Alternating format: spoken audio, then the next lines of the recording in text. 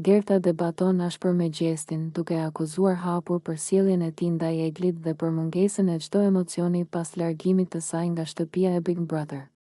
Ajo i afrohet me nervozizëm dhe i thot, ti as që nxore një pik loti për Eglin.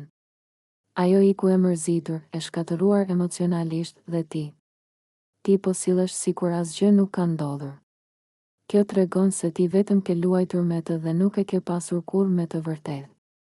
Gjesti, i cili është ulur në koltukun e dhomës së ndenjes, ngrit kokën dhe qesh me ironi. Pse duhet të qaj, Gerta?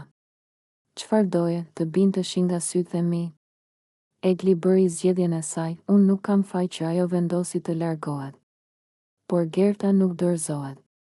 Ajo i afrohet edhe më shumë, duke e shikuar drejtë në sy. Ti e di shumë mirë që e manipulove. E mbajte afër sa të duheshin votat dhe tani po bën sikur nuk të intereson fare. Po të kishe ndjenja të vërteta për të, tani nuk do ishe kaq i qetë. Banorët e tjerë fillojnë të dëgjojnë debatin dhe disa prej tyre tundin kokën në shenjë aprovimi ndaj fjalëve të Gertës. Gjesti, i nervozuar nga vëmendja e tepërt, bëhet serioz dhe e kundërshton. Mos u mundo të më bësh mua të dukem i keq i këtu. Unë kam bërë atë që kam dashur dhe nuk i detyrohem askujt sqarime. Nëse Egli vendosi të besonte gjëra që nuk ishin të vërteta, është problemi i saj, jo imi. Gerta tund kokën me zhgënjim dhe pshërëtin. Ti je vërtet një njeri i pa ndjenja, Gjesti.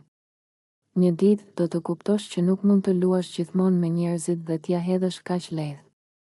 Debati mes tyre bëhet më i tensionuar dhe situata në shtëpi mbushet me tension.